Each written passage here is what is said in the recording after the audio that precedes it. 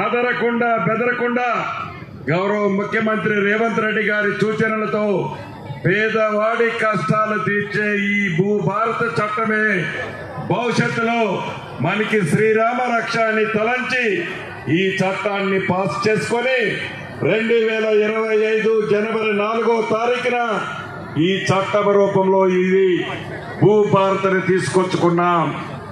మీద ఉన్న రెవెన్యూ అధికారులు, ఈ కార్యక్రమానికి హాజరైన నా కుటుంబ సభ్యులైన అన్నదమ్ములు, ఆడబిడ్డలు, ప్రింట్ అండ్ ఎలక్ట్రానిక్ మీడియా మిత్రులు, ఇంకా వేదిక మీద మార్కెట్ కమిటీ అధ్యక్షులు, ముఖ్య నాయకులు చాలా మంది ఉన్నారు.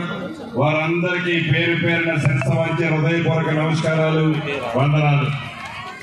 చాలా సంతోషం. ఇందిరమ్మ రాజ్యాన్ని మీ అందరి కష్ట ఫలితంగా తెలంగాణ రాష్ట్రంలోకి వచ్చి సుమారు 15 నెలలు పూర్తయి 16వ నెలలో మనం ఈనాడు ఉన్నాం.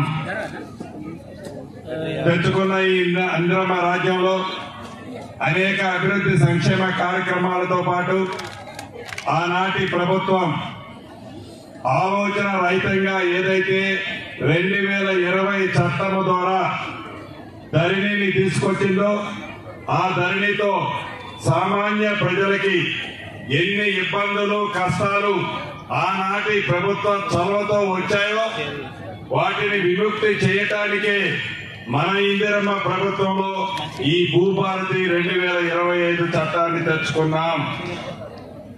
గౌరవ కలెక్టర్ గారు, నా సహచర మిత్రులు ఇంతకు ముందు చాలా విషయాలు మీకు చెప్పారు. గౌరవ కలెక్టర్ గారు చట్టాన్ని గురించి, ఆ చట్టం మీకు చుట్టంలో ఎలా పనిచేస్తుందో గురించి, ధరణిని గురించి, ధరణితో పోల్చి ఈ భూభారతి వల్ల మీకు వచ్చే లాభం గురించి చాలా వివరంగా చెప్పారు. ధరణిని గురించి 2-3 ముక్కల్లో చెప్తా. ఆనాడు 2020 చట్టం చేశామని చెప్పారు. ఏదైనా ఒక చట్టం చేస్తే అది ప్రజల కోరుకునే చట్టమై ఉండాలి, ప్రజలకు ఉపయోగకరమైనదై ఉండాలి, ప్రజలకి మేలు చేసిందై ఉండాలి, ప్రజలకి పూర్తిగా భద్రత కల్పించే చట్టమై ఉండాలి. కానీ ఆ చట్టాన్ని ఆనాటి ప్రభుత్వాలు అలా చేయరా. కేవలం వారి గొప్పతనం కోసం, వారి స్వార్థం కోసం, వారి లాభం కోసం 4 గోడల మధ్య నలుగురు వ్యక్తులు 4 రోజుల్లో చట్టాన్ని చేసి నువ్వు ఎట్లా చేస్తావో చావని పెనం మీద ఆనాడు రుద్దారు. ధరణిని అమలు చేసే నాడు మీరందరూ అనుభవించారు. భూములున్నాయి, బిడ్డకి పెళ్లి చేయాలన్నా, కొడుకుని చదివించుకోవాలన్నా, ఇంటి ఆవిడకి జబ్బు చేస్తే వైద్యం కోసమైనా ఒక 5 లక్షలు 10 లక్షలు డబ్బులు కావాలి అంటే ఆ ఉన్న భూమిలో ఒక 5 గుంటలు అమ్మాలి అంటే ఆ ధరణి పుణ్యమా అంటూ 100 రోజులు రిజిస్ట్రేషన్లే ఆనాడు జరగల. ప్రజలందరూ గగ్గోలు పెట్టారు, వారి ఆవేదన వెల్లబుచ్చారు. అయినా ఆ దొరవారికి కనికరం కలగకపోగా ధరణి అద్భుతం, ధరణి అమృతం, ధరణియే సంజీవిని, మీకు ఇది జీవనాధారమని ఆనాటి పెద్ద దొరవారు చెప్పిన మాటలు ఇప్పటికీ మీ చెవుల్లో గింగుర మోగుతుంటాయి.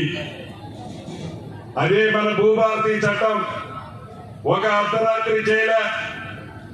ఇందిరమ్మ రాజ్యం వచ్చిన తర్వాత గౌరవ ముఖ్యమంత్రి రేవంత్ రెడ్డి గారి నాయకత్వంలోని మన ఇందిరమ్మ ప్రభుత్వం ఈ చట్టాన్ని చేయడానికి ముందు ప్రజల కష్టాలు ఏమున్నాయో తక్షణం ఆ కష్టాలు ఏమి తీర్చగలుగుతామో అని దాని మీద పూర్తిగా విచారించి ఒక కమిటీని వేసి ఆ కమిటీస్ ఇచ్చిన ప్రతి సూచనని అమల్లోకి తెచ్చి ఈ భూభారతి చట్టాన్ని తేటానికి ముందు అనేక ప్రాంతాలలో అన్ని జిల్లా కలెక్టర్లు మీ అందరి సూచనలు రాష్ట్ర వ్యాప్తంగా తీసుకొని చివరికి ప్రతిపక్షం వాళ్ళు చెప్పిన సూచనలు మంచివైతే వాటిని కూడా క్రోడీకరించి దేశవ్యాప్తంగా 18 రాష్ట్రాలలో అక్కడున్న రెవెన్యూ చట్టాన్ని క్షుణ్ణంగా చదివి దాంట్లో మంచి వాటినన్నింటినీ మన ఈ భూభారత చట్టంలో పెట్టి ఒక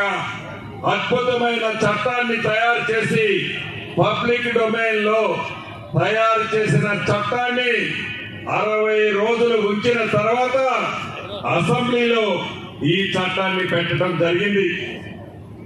అసెంబ్లీలో చట్టం పెట్టినప్పుడు ఆ తరువాతి తొత్తులు అసెంబ్లీలో ఎలా ప్రవర్తించారో ఒక నరరూప రాక్షసుల్లా ఇటు నా మీద అటు స్పీకర్ గారి మీద ఆ చట్టానికి సంబంధించిన కాగితాలన్నింటినీ చించి మా మీద విసిరి ఈ చట్టాన్ని ఆపటానికి ఎలా ప్రయత్నించారో మీరందరూ ప్రత్యక్షంగా టీవీలో చూశారు.